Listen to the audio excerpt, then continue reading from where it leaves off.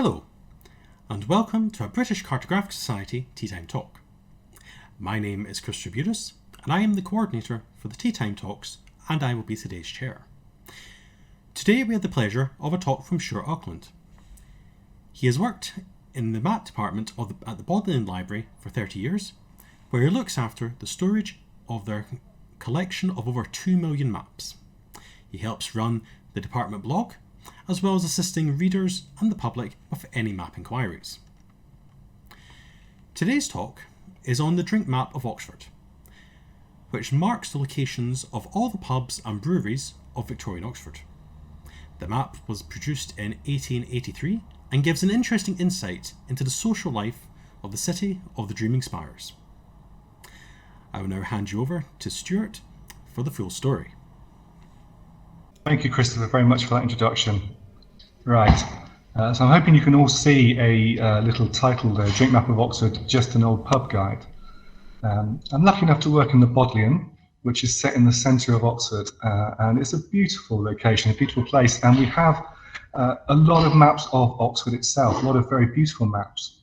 But the map I've chosen to talk to you about today isn't particularly that beautiful, and it certainly hasn't got much of a cartographic value. But it's got a really fascinating story behind it, and there are loads of things you can tie in with the map itself. So let's first of all have a look at the map. Why isn't it? There we are. So the map itself measures 65 centimetres by 52 centimetres. So it's about the size of the front page of a tabloid newspaper. And it was published in 1883, and it shows across the city all the licensed premises, beer houses, breweries and other licenses that were there at the time. So 4 licensed premises are, as you can imagine, pubs, a lot of which still exist. Oxford's very, very good for pubs. And breweries, 7 breweries, they've all gone now, but there are starting to get microbreweries coming back in around the edge of the city. Other licensed premises are the sort of things you'd imagine, wine merchants supplying the colleges, general grocers who would sell beers and stuff. And then beer houses, that's quite an interesting thing if you don't know what a beer house is. A beer house is the front room of someone's house. You could literally get a license to sell alcohol out of your front room to supplement income. And that's something that crops up in some of Thomas Hardy's novels as well. You know, people going up the stairs into back rooms and stuff and drinking gin altogether. So that's quite a common thing, and it died out 20 or 30 years after the drink map in 1803. So all these symbols are spread out throughout the city, and the scale of the map is about 1 to 6,700 approximately. So if I just zoom in a little bit more on a bit more of the map, so you can see this is the area around Jericho and the northwest of the city. This is Jericho here, this suburb. And so the Bodleian Library is down here for those of you who know Oxford quite well. So as you can see, it's a very, very simple skeleton plan of the city, but spread out are these red symbols which show where all the licensed premises were. Jericho is quite an interesting one, and Jericho will come up a bit later on as well, but it's quite it's really the place where the industrial side of the city started first of all. I'll explain that a bit later. But what I really like about Jericho is that, as you can see, so beer houses, I mentioned beer houses being the front rooms of people's houses. They're usually down the side streets, down these little side streets, whereas the pubs mainly, the little red symbols here, they're on the main streets. But what's lovely about Jericho is, and it's the only place on the map which does this, you've actually got a pub, the Jericho Tavern, which still exists, next to a brewery, which is next to a beer house, which is next to Marmaduke Pratt's wine merchant's shop. So it's a lovely little combination of the 4 different symbols altogether. And the other amazing thing about this little sample of the map is that you've got down here the only building which is actually shown on the map. So this is the railway station, and the railway station is only really shown because it actually had a pub in the corner of the station. You'll notice as well there's quite a disparity on this extract between the northwest of the city around here and then this area around here, which is another of the poorer areas of the city, and then the area to the northeast of this extract up here where there's hardly any symbols at all. And that's something that will come in again pretty soon. We'll talk about that. Before I go on too much about the drink map, I just want to give a brief introduction, a brief talk about what Oxford is and how Oxford's developed over time. So, oh, sorry, hang on. I should tell you first of all, this is the actual cover, which is on the back of the map. On the reverse of the map, there's a lot of text and about what the map's actually about. So this is the first map of Oxford, or the old map of Oxford that still exists, and there's only one copy of it, which is in the Bodleian, and it's heavily varnished. This is a reproduction which was made in 1732. It's got south at the bottom, but it shows the classic Saxon street layouts of a cross, and it shows also as well how important the university was at the time. So the university was the main function of the city, and that really carried on until 1792. When the railway came, the canal came, and the canal's down here. So the canal came in 1792. This is from a map of Oxfordshire by Richard Davis, which dates from 1797. And it's the first map really that shows the canal. And the canal was really important for Oxford, because what happened is you suddenly became linked up with the north, with Manchester and Liverpool, Birmingham, some major industrial centres. And then south you can go on to Bristol, into the dock areas of Bristol, and along the Thames into London as well. So immediately Oxford becomes linked up with all these industrial places and becomes an industrial town itself. So I mentioned Jericho a little bit earlier, and by about 1810 in Jericho, iron foundries were being built, and also by 1832, the Oxford University Press had moved out of the centre of the city into Jericho as well and became the biggest employer in the city. And they were making Bibles for the Commonwealth, for the colonial. And that really transformed certainly that part of the city, but also meant as well that there was employment for people coming in from the countryside. As you know, by this time, enclosure acts were coming in. The way the countryside was being worked, was being farmed, and the fields were totally changing. And those people moving out of the country, finding work, were coming into the city. And that's important in relation to the drink map, because those people were living in the slum areas, the poor areas of the city, and they were being forced into narrow, compacted places. And that shows up on the drink map very much, and that's part of the disparity between the heavily symbolised areas and the not so symbolised areas. So to give you an idea of population, because that's quite important as well, just after Davis's map in 1797 was the first census in 1801, and the population was 12,000 at that point.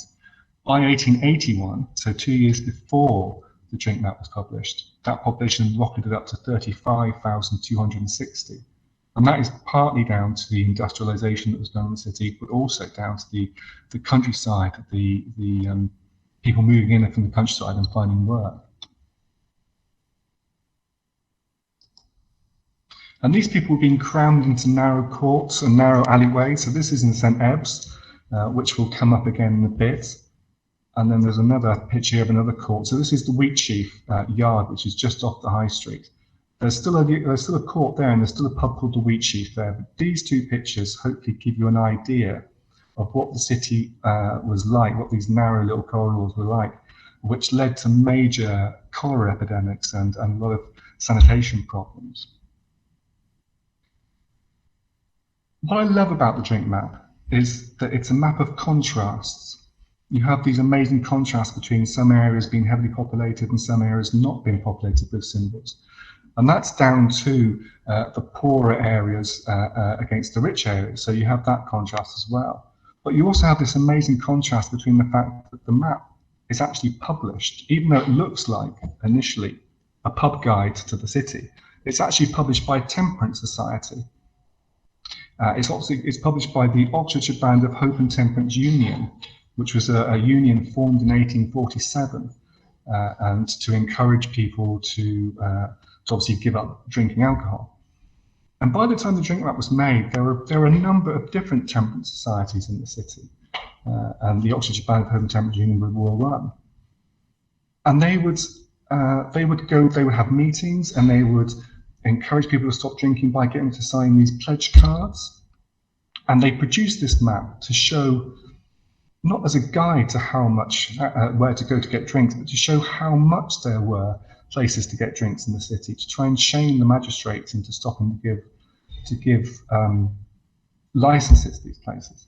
And there's a lot of text on the back of the map written by the secretary of the union, which sort of talks about how bad the reputation the city is getting because of the amount of drinking going on, about how many pubs there are in the city, and about how the magistrates are giving licenses to the poorer areas but not to the richer areas. And I've just written down a bit of the text to read out to you to show you the strength of the language involved.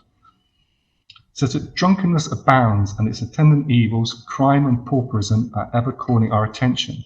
Can this be wondered at, seeing we have up to 300 places licensed by law for the sale of strong drink? So temperance is a movement that was formed in both Britain and America at roughly the same time. Methodism is quite important for temperance in the earlier days, and Methodism is a movement formed in Oxford. And their main concern, as I say, was to stop the working class drinking and wasting their money on alcohol, as it seemed. So there's another map that goes quite well with the drink map. I mentioned how this is an advert for a temperance hotel in Oxford as well, just to show what the widespread of the temperance movement was. It wasn't just people holding meetings and trying to drum up pledges for people to stop drinking. It was actually also a commercial activity. You stayed at a temperance hotel if you weren't going to drink, and if you could prove you were not going to drink as well. This is a map from about 30 years earlier than the drink map. And I mentioned and showed the courts that were around in Oxford, how the working classes were being pushed into these courts. And this is a cholera map, which was made to illustrate a report by Dr. Ackland in 1856. And it shows the major places where cholera epidemics broke out in 1832, 1849, and 1854. So what you have these green spaces here. So this is Jericho up here. Down here you've got St. Ebbs, and across here you've got St. Clement's, and then Osney Island. These were all places where the poor and the working classes were being forced into living. And the green areas on the map represent areas of poor sanitation, poor drainage. And also you've got contour lines on here as well, so you can see how these are lower lying areas. So if you can just remember those green areas. Now it's a bit hard to do because actually this map has been made slightly skew-if. It's got a sort of orientation which is a bit too northeastish. It should be, that central line going down should be straighter. So if you compare those areas, so these areas, and these areas with the drink map, you can see you've got roughly the same areas are heavily populated by the symbols. So the green areas showing poor sanitation and housing on the cholera are the same areas, Jericho here, St. Ebbs here, St. Clement's here, which are heavily populated by drink maps. By places to get drink, or are selling drink, or are making drink. And again on this map you can see as well how the poorer working class areas are heavily symbolized, and the richer middle class northern areas haven't got so many symbols. And the text in the back makes the claim that the magistrates are all based in these areas, and they are not giving licenses to areas near them because they don't want to have these establishments near them. And the text in the back makes the point that surely the law is for the same for the rich as it is for the poor. And this isn't really true, because you can look at post office directories at the time and they will list the 16 magistrates who were in Oxford in 1883. And only a few live in the north. Most are scattered around fairly evenly. There's even one who lives right here in St. Clement's next to a beer house. So it's a fairly even spread of magistrates, which goes to show that you can't really believe fully the text in the back. It's very, very much a propaganda text by the Temperance Society. So what I've done next is I've just put side by side the St. Ebbs area in the drink map and the St. Ebbs area of the cholera map. Now, it's a bit of a shame because the cholera map, even though it looks like a better map, it's actually orientated slightly wrong. As I said, it's this line here, this road here, the main road that goes from north-south of the city, should be more like this. But you can see how the green areas on the right-hand map, which are the poorly drained, poorly sanitized maps, correspond very well with these areas around here, which are heavily populated by drinking establishments, a lot of beer houses in the side streets, pubs in the main streets. The black marks on here and the blue marks on here represent different fatalities throughout the cholera epidemics, the different cholera epidemics. But it goes to show how there were in Oxford at the time these slum areas which were crowded in with people, poorly sanitised, and getting their drinking water from unsafe areas, which partly explains why there were so many places to get drinks in the city at the time, because drinking the beer was safer than drinking the water. This is the River Thames. We call it the Ices in Oxford. And these areas here where they've got your dotted lines, as you can see, these show where the river has been contaminated with sewage. So all the people in St Ebbs will be getting their water from contaminated river at the point at this time. Sorry, I've gone too far. I mentioned how it's a map of contrast, how you've got the disparity between the rich areas and the poor areas, between the symbolised areas and the areas without money symbols. And that contrast goes off the map as well into the real life, into the life of Victorian Oxford. And I was looking through some newspapers for 1883, and I came across a newspaper called the Jackson's Oxford Journal, which was a weekly publication. And in February the 3rd, 1883, there was a report of the meeting by the Church of England Temperance Society. Now, the publishers of this map, the Band of Hope and Temperance Union, they were concerned about the effects alcohol was having on the working class. The Church of England Temperance Society were concerned about the effects of church attendance that alcohol was having. They were worried about how church numbers was falling. And they would go out and they would have meetings amongst the students of the city, the undergraduates, and try and get them to commit to temperance, to commit to not drinking. And in an address at the meeting by the Bishop of Rochester, he gave 3 reasons for why the temperance was so important. He said, because intemperance especially sapped the life and prosperity and morality of the nation. Because almost more than any other vice, it hardened and undermined the work of the church. And then finally, because there was no vice, the bishop thought in the long run, which corroded with more fatal destruction the happiness and the life of the individual. And the bishop then went on to say that nothing tended more to fill their jails, their lunatic asylums, their workhouses and their hospitals with their inmates and their victims in this vice of temperance. And he finishes with a lovely quote. We've just had the Euro, so we're a European nation again finally for Brexit. But he finishes with this quote: said, "We were the worst nation in Europe for intemperance. It was said that the Belgians, the Swiss, and he feared undoubtedly the Russians were far lower in their scale of temperance than we were." Apologies if there's any Russians listening. But on the same page of this report by the bishop and the Church of England Temperance Society, there was a report on a meeting of the Oxfordshire Licensed Victuallers and Beer House Keepers Association. And there was a quote in this which really struck home, when you consider what the bishop has been saying and how they're trying to stop people drinking. The Beer House Keepers Association report went on to say, if Sunday closing came into vogue in England, it would be the greater curse than ever came upon the country. And this contrast shows up on the actual ground itself as well. So here's a map of Pembroke Street. This is from the Oxford 1 to 500 town plan from 1878 by the Ordnance Survey. Pembroke Street is about 200 metres long, and it's a lovely street now. On the western side, you've got a lovely pub called the Blenheim. On the eastern side, looking out over Christchurch, you've got a really nice ice cream parlour. And then in the middle, you've got the Museum of Modern Art, and you've got a children's story museum. But in 1883, I put on the red dots here, these are the places which are marked up on the drink map for Pembroke Street. So you've got 3 pubs already in a street which is 200 metres long and has got about 70 residents in it. And then I've added, by looking through post office directories for the time, the brewery that was also on Pembroke Street. And then if you look up here, you've also got another brewery here. And then just off the map over here, there's another brewery. So in the space of this, 100 metres away from the street, you've got 3 breweries straight away. And then I've also marked up, by going through the post office directories, all the places which have got a religious or temperance association with them. So you've got rectories for the chaplains and the ministers of all the surrounding colleges. You've got missionary schools. You've got, and then these squares here. This is a temperance hall, and this is actually a temperance. This is the Alliance Hotel that you saw the advert for earlier on. So even on the ground, you have this contrasting conflict of religion and alcohol in the street as well.